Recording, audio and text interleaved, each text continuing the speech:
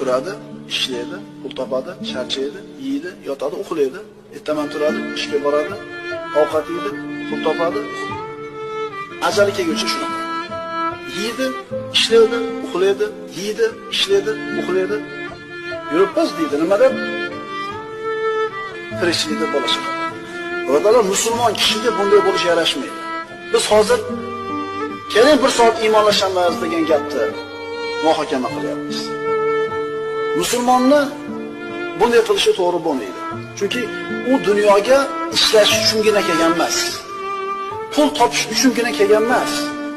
Birodarlar, musulmonning boshqalardan farqi ham shunda.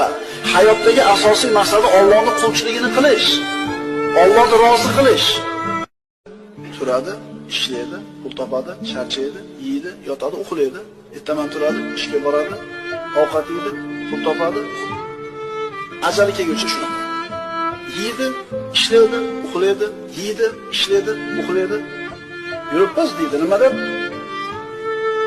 Tirikchilikda